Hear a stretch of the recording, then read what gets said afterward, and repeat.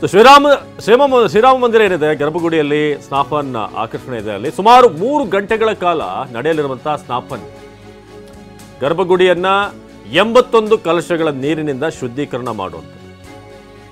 ಸೀತೆಯ ಜನ್ಮಸ್ಥಳದಿಂದ ತರಲಾದಂತಹ ನೀರಲ್ಲಿ ಶುದ್ಧಿ ಕಾರ್ಯ ನಡೆಯಲಿದೆ. ಬಿಹಾರ ನೇಪಾಳದ ಸೀತಾಮರ್ಹಿಯಿಂದ ಬಂದಂಥ ನೀರು, ಬಿಹಾರ ನೇಪಾಳದ ಸೀತಾಮರ್ಹಿ ದೇಶದ ಧಾರ್ಮಿಕ ಸ್ಥಳಗಳು ಮತ್ತು ನದಿಗಳ ನೀರನ್ನ ಬಳಸಲಾಗ್ತಾ ಇದೆ.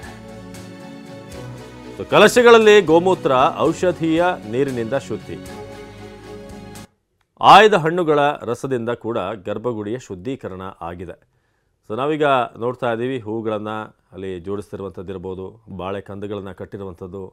ಸೊ ಎಲ್ಲ ಕಡೆ ಕೂಡ ನಮ್ಮ ಭಾರತದ ಸಂಸ್ಕೃತಿಯನ್ನು ಪ್ರತಿಬಿಂಬಿಸುವಂಥ ಡಿಸೈನನ್ನು ನಾವೆಲ್ಲ ಕಡೆ ಕೂಡ ನೋಡ್ತಾ ಇದ್ದೀವಿ. ಜೊತೆಗೆ ಅಲ್ಲಿ ಒಂದಷ್ಟು ಕಮಲದ ಹೂಗಳನ್ನು ಕೂಡ ಅಲ್ಲಿ ಕಟ್ತಾ ಇರುವಂಥದ್ದನ್ನು, ಗರ್ಭಗುಡಿಯಲ್ಲಿ ಏನೇನು ವಿಶೇಷತೆ ಇದೆ, ಸ್ನಾಪನ್ ಆಚರಣೆ ಬಗ್ಗೆ ಕೂಡ ನಾವು ಹೇಳ್ತಾ ಇದ್ವಿ. ಸುಮಾರು 3 ಗಂಟೆಗಳ ಕಾಲ ನಡೆಯಲಿರುವಂಥ ಸ್ನಾಪನ್ ಗರ್ಭಗುಡಿಯನ್ನು 81 ಕಲಶಗಳ ನೀರಿನಿಂದ ಶುದ್ಧೀಕರಣ ಮಾಡಲಾಗುತ್ತೆ. ನಮ್ಮ ಪ್ರತಿನಿಧಿ ಹರೀಶ್ ಅಯೋಧ್ಯೆಯಿಂದ ನೇರ ಸಂಪರ್ಕದಲ್ಲಿ ಜಾಯ್ನ್ ಆಗಿದ್ದಾರೆ. ಹರೀಶ್, ಈಗ 24 ಗಂಟೆ, ಆಲ್ಮೋಸ್ಟ್ 25-24 ಗಂಟೆ ಮಾತ್ರ ಬಾಕಿ ಇರೋದು. ಆದರೆ ಈಗ ನಾವು ಗಮನಿಸ್ತಾ ಇದ್ದೀವಿ ಪ್ರತಿಯೊಂದು ಕೂಡ, ಅಂದರೆ ಅಲ್ಲಿ ತರಲಾಗಿರುವಂಥ ಅಲಂಕಾರಕ್ಕೆ ಬೇಕಾದಂಥ ವಸ್ತುಗಳಿರ್ಬೋದು, ಒಳಾಂಗಣದಲ್ಲಿ ಮಾಡಿರುವಂಥ ಒಂದಷ್ಟು ಡೆಕೋರೇಷನ್ಗಳು. ಸೊ ಹೇಗೆ ಸಿದ್ಧತೆಗಳಾಗ್ತಾ ಇದೆ, ಏನೇನು ವಿಶೇಷತೆಗಳಿವೆ ಅಂತ ಏನು ಕಾಣ್ತಾ ಇದ್ದೀರಿ ನೀವು? ಅವಿನಾಶ್, ಇನ್ನೇನು ರಾಮಲಲ್ಲಾ ಪ್ರಾಣ ಪ್ರತಿಷ್ಠಾಪನೆಗೆ ಗಂಟೆಗಳ ಗಣನೆ ಶುರುವಾಗಿರುವಂತಹದ್ದು. ಹೀಗಾಗಿ ಸಾವಿರಾರು ಸಂಖ್ಯೆಯಲ್ಲಿ ಸಾಧು ಸಂತರು ಹರಿದು ಬರ್ತಾ ಇದ್ದಾರೆ, ರಾಮ ಭಕ್ತರುಗಳು ಕೂಡ ಅಯೋಧ್ಯೆಗೆ ಹರಿದು ಬರ್ತಾ ಇದ್ದಾರೆ.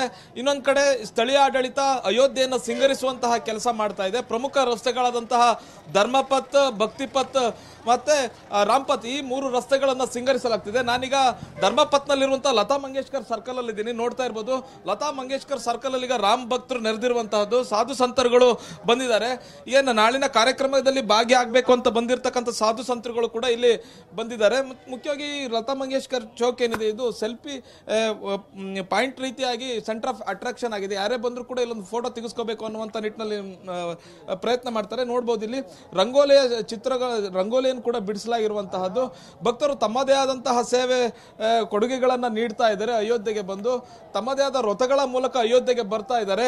ಒಂದ್ ಕಡೆ ರಸ್ತೆಗಳನ್ನು ಸಿಂಗರಿಸುವ ಕೆಲಸ ನಡೀತಾ ಇದೆ. ದೇವಸ್ಥಾನದ ಆವರಣವನ್ನು ಕೂಡ ವಿಶೇಷವಾಗಿ ಪುಷ್ಪಾಲಂಕಾರಗಳಿಂದ ಸಿಂಗರಿಸಲಾಗ್ತಿದೆ. ರಸ್ತೆ ಇಕ್ಕೆಲಗಳಲ್ಲೂ ಕೂಡ ಸಿಂಗಾರ ಮಾಡಲಾಗ್ತಿದೆ. ಇನ್ನೊಂದು ಕಡೆ ಭದ್ರತೆ ನೋಡ್ಬೋದು, ರ್ಯಾಪಿಡ್ ಆಕ್ಷನ್ ಫೋರ್ಸ್ ನಿಯೋಜನೆ ಮಾಡಿರುವಂತಹದ್ದು, CRPF ತಂಡವನ್ನು ಕೂಡ ನಿಯೋಜನೆ ಮಾಡಲಾಗಿದೆ. ರ್ಯಾಪಿಡ್ ಆಕ್ಷನ್ ಫೋರ್ಸ್ ದೇವಸ್ಥಾನದ ಹೊರಗಡೆ ಇರ್ತಕ್ಕಂಥ ರಸ್ತೆಯಲ್ಲಿ ನಿಯೋಜನೆ ಮಾಡಲಾಗಿದೆ. ಮತ್ತೆ ಉತ್ತರ ಪ್ರದೇಶದ ವಿವಿಧ ಜಿಲ್ಲೆಗಳಿಂದ ಪೊಲೀಸರನ್ನ ಹೆಚ್ಚಿನ ಸಂಖ್ಯೆಯಲ್ಲಿ ನಿಯೋಜನೆ ಮಾಡಲಾಗಿದೆ. ಅಂದ್ರೆ ಬೇರೆ ಬೇರೆ ಜಿಲ್ಲೆಗಳಿಂದ, ಬೇರೆ ಬೇರೆ ರಾಜ್ಯಗಳಿಂದಲೂ ಕೂಡ ಪೊಲೀಸರು ನಿಯೋಜನೆ ಮಾಡಲಾಗಿದೆ. ಒಟ್ಟು 25,000ಕ್ಕೂ ಹೆಚ್ಚು ಪೊಲೀಸರನ್ನು ನಿಗಾ ಇಡಲಾಗಿದೆ. ಮತ್ತೆ ಆಂಟಿ ಡ್ರೋನ್ ಸ್ಕ್ವಾಡ್ ಇರುವಂತಹದ್ದು. ವಿಶೇಷವಾಗಿ ಪ್ರಧಾನಿ ನರೇಂದ್ರ ಮೋದಿ ಅವರು ಅಯೋಧ್ಯೆಗೆ ಬರ್ತಿರೋದ್ರಿಂದ, ಪ್ರಾಣ ಪ್ರತಿಷ್ಠಾಪನೆಯಲ್ಲಿ ಭಾಗಿಯಾಗ್ತಿರೋದ್ರಿಂದ ಹೆಚ್ಚಿನ ರೀತಿಯಲ್ಲಿ SPG ಭದ್ರತೆಯ ನೇತೃತ್ವವನ್ನು ವಹಿಸಿಕೊಂಡಿದೆ. ಮುಖ್ಯವಾಗಿ ಅಯೋಧ್ಯೆಯಲ್ಲಿ ರಾಮ ಮಂದಿರ ಸುತ್ತಮುತ್ತ ಏನು ಪ್ರದೇಶ ಏನಿದೆ ಅದು ರೆಡ್ ಝೋನ್ ಅಂತ ಕರೀತಾರೆ. ರೆಡ್ ಝೋನ್ ಅಂತಂದ್ರೆ ಅಲ್ಲಿ ಪೊಲೀಸರು ಮತ್ತೆ ರಾಮ ಮಂದಿರಕ್ಕೆ ನಿಯೋಜಿಸಲ್ಪಟ್ಟಂತಹ ಕೆಲವರಿಗೆ ಮಾತ್ರ ಅಲ್ಲಿ ಹೋಗ್ಲಿಕ್ಕೆ ಅವಕಾಶ ಇರುತ್ತೆ. ಇನ್ನು ಉಳಿದಂತಹ ಯಾವುದೇ ಸಾರ್ವಜನಿಕರಿಗೆ ಆ ಪ್ರದೇಶಕ್ಕೆ ಹೋಗ್ಲಿಕ್ಕೆ ಅವಕಾಶ ಇರೋದಿಲ್ಲ. ನಂತರ ಯೆಲ್ಲೋ ಝೋನ್, ಇಲ್ಲಿ ಬರಬೇಕು ಅಂತಂದ್ರೆ ಪಾಸ್ಗಳಿರ್ಬೇಕು. ಮಾಧ್ಯಮದವರಿಗೂ ಪಾಸ್ ಕೊಟ್ಟಿರ್ತಾರೆ, ವಿಶೇಷವಾಗಿ ಮತ್ತೆ ಇನ್ಯಾರು ಅತಿಥಿಗಳು ಯಾರಿರ್ತಾರೆ ಅವ್ರಿಗೆ ಪಾಸ್ ಕೊಟ್ಟಿರ್ತಾರೆ. ಮತ್ತೆ ಸಾರ್ವಜನಿಕರು ಯಾರಿಗೂ ಕೂಡ ಅಲ್ಲಿ ಹೋಗ್ಲಿಕ್ಕೆ ಅವಕಾಶ ಇರೋದಿಲ್ಲ. ಮತ್ತೆ ಗಾಡಿಗಳಿಗೂ ಕೂಡ ಪಾಸ್ ಇರುತ್ತೆ. ಅಯೋಧ್ಯೆ ಎಂಟ್ರಿ ತಗೋಬೇಕು ಅಂತಂದ್ರೆ ಪಾಸ್ ಇಲ್ಲದೆ ಇರತಕ್ಕಂಥ ಗಾಡಿಗೆ ಬರೋಕೆ ಅವಕಾಶವೇ ಇಲ್ಲ. ಪಾಸ್ ಯಾವ ಗಾಡಿಗೆ ಪಾಸ್ ಇರುತ್ತೆ ಆ ಗಾಡಿಯನ್ನ ಮಾತ್ರ ಪೊಲೀಸ್ನವರು ಅಯೋಧ್ಯೆ ಒಳಗಡೆ ಬಿಡ್ತಾರೆ.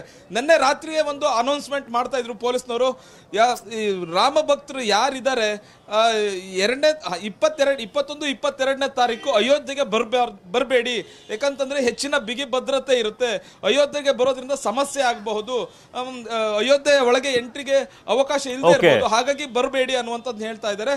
23ನೇ ತಾರೀಕಿಂದ ಸಾರ್ವಜನಿಕರಿಗೆ, ರಾಮ ಭಕ್ತರಿಗೆ ಅವಕಾಶ ಸಿಗುತ್ತೆ ರಾಮಲಲ್ಲಾ ದರ್ಶನಕ್ಕೆ. ಅವಿನಾಶ, ಧನ್ಯವಾದ ಹರೀಶ್.